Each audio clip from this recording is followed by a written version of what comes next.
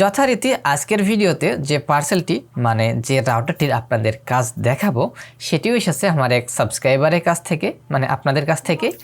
আর পার্সেলটি খোলার পর একটা রাউটারের পাশাপাশি একটা চিরকুটও পেয়ে গেলাম।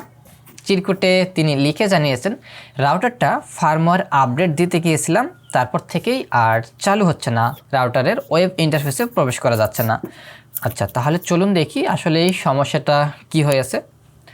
রাউটারটার পিছনে দেখুন স্পষ্টই লেখা আছে এটি হচ্ছে Tenda AC1200 MIMO dual band gigabit WiFi router. Model number হচ্ছে AC10। দেখে বেশ ভালোই মনে হচ্ছে এবং হাই পারফরমেন্স রাউটারই এটা, যেহেতু টেন্ডা AC10 মোটামুটি ভালো।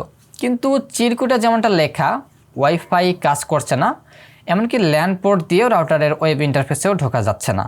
তাই ভাবলাম এবার খুলে দেখি ভেতরে আসলে রহস্যটা কি, ভিতরে কি সমস্যাটা একবারে খুলেই দেখি।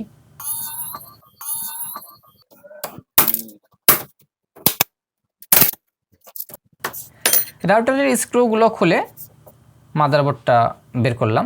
দেখুন এখানে একটা চোখে পড়লো 8 পিনের স্পেস চিপ। এটাই সেই চিপ। এই চিপেই থাকে রাউটারের মূল প্রোগ্রাম বা ফার্মওয়্যার। তো আপডেট দিতে যে সমস্যা, তার মানে হতে পারে ফার্মওয়্যারের সমস্যা, তবে পাওয়ার না দিয়ে আসলে এই বিষয়টা কনফিডেন্সলি বলা যাবে না। তাই বোর্ডটাতে একবার পাওয়ার দিলাম, আসলে দেখে নিই সমস্যাটা ঠিক কী জন্য পাঠিয়েছে।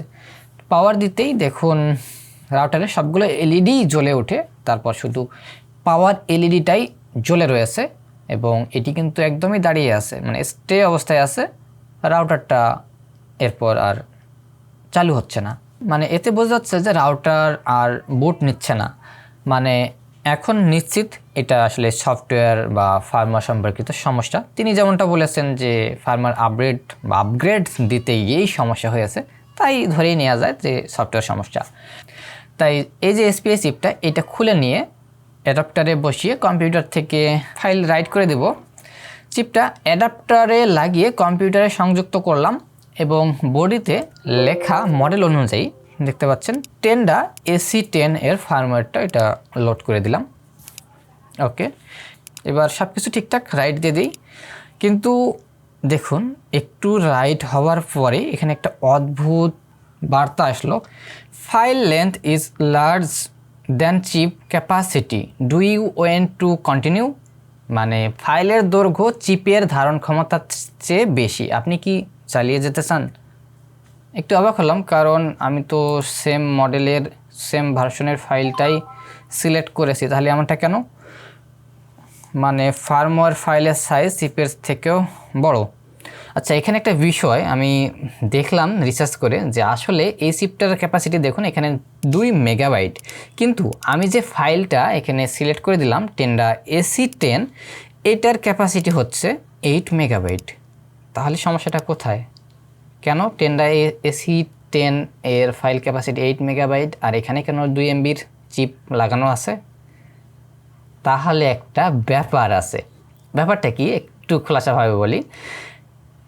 বহুক্ষণ ধরে এই জিনিসটা আমি চিন্তা করে বের করলাম যে এখানে যে মেইন বোর্ড বা মাদারবোর্ডটা লাগানো আছে এবং বডিতে রাউটারের যে টেন্ডা AC10 রাউটার বলে এটাকে বলা হচ্ছে, মূলত আসলে এটা টেন্ডা AC10 রাউটার নয়। বুঝতে পারছেন? এই রাউটারটা তাহলে আসলে কি? এই রাউটারটা হচ্ছে মানে এই বোর্ডটা হচ্ছে টেন্ডা AC8। দেখুন এখানে টেন্ডা AC8 2 মেগাবাইট ফাইলের সাথে হুবহুব রাউটারটির ফাইল ফ্ল্যাশ রম মানে এসপিআই চিপ ক্যাপাসিটি মিলে যাচ্ছে 2 মেগাবাইট, এর জন্য 2 মেগাবাইট ফাইল এবং এইটাই রাইট করে দিলাম।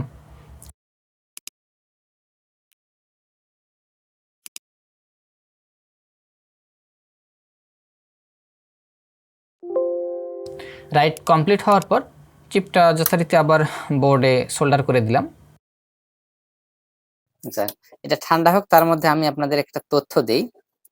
এই দেখেন, ভালো করে বোর্ডটা যখন লক্ষ্য করলাম, এই যে 5 গিগাহার্টজ এর একটা অ্যান্টেনা দেখেন, অ্যান্টেনার টিপের সঙ্গে কানেক্ট করা নাই। যদি ভালো করে একটু খেয়াল করেন বুঝতে পারবেন। এই যে আমার টুইজারের মাথায় এটা কিন্তু কানেকশন করা নাই। আহ আসলে তাতে কি মানে একটা জিনিস সন্দেহ হয় যে এই রাউটারটা আসলে কি কোম্পানি থেকে এরকম AC10 নাম নিয়ে আসছে, নাকি হচ্ছে ভিতরে সার্কিট বোর্ড আলাদাভাবে দেশেই এভাবে লাগিয়ে এই কাজটা করা হচ্ছে? জানি না বিষয়টা আসলে কোন লেভেলে, এটা একটা কারচুপি। তবে এটা কিন্তু আসলে AC8 রাউটারের বোর্ড। আর এখানে যে AC10 লেখা আছে এটা কিন্তু ভুল তথ্য। আমি দেখাচ্ছি যে সফটওয়্যারটা তো দিয়ে দিলাম। অনেকে কিন্তু এই জিনিসটা ভুল করে, আপনি AC10 এর সফটওয়্যার যদি এখানে দেন তাহলে নির্ঘাত আপনার রাউটার ডেড মোডে যাবে, এটা স্বাভাবিক। ভাই রে ভাই, এই লেভেলের যে কাজকর্ম হয় বা হতে পারে এটা আমার ইতিপূর্বে জানা ছিল না, এই প্রথম দেখলাম। আচ্ছা, মোটামুটি ঠান্ডা হয়ে গেছে, পরিষ্কার পরে করি, তার আগে পাওয়ার দিয়ে দেখি এটা চালু হয় কিনা।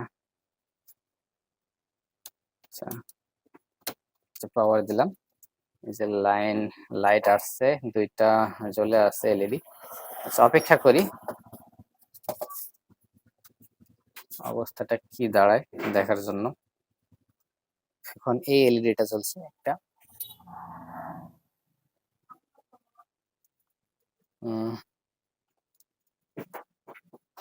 এই যে দেখেন, আশা করা যায় এটা অন হয়ে যাবে, যে লাইট ব্লিঙ্ক করতেছে, এটা মিন্স করতেছে এই যে ওয়ান ল্যান ওয়াইফাই। ওয়াইফাই তো এই দিকেরটা। আচ্ছা, এখন দেখে নেই যে এটার এসএসআইডিটা আসছে কিনা।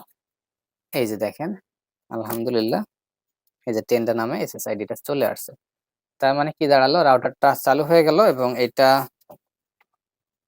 AC8 রাউটার, সেটা কিন্তু একদম কমপ্লিটলি বোঝা যাচ্ছে।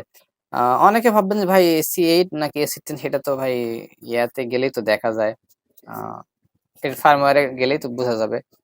সেই জিনিসটা দেখি আসলে এখানে নাম লেখা থাকে কিনা টেন্ডার রাউটারে। রাউটার ম্যানেজে গেলাম, এই যে টেন্ডার, এখানে কিন্তু নাম নাই। এখানে আসলে কোথাও এই বিষয়টা ইনশিওর করা নাই যে এটা টেন্ডার AC10 নাকি এসি রিপুট রাউটার।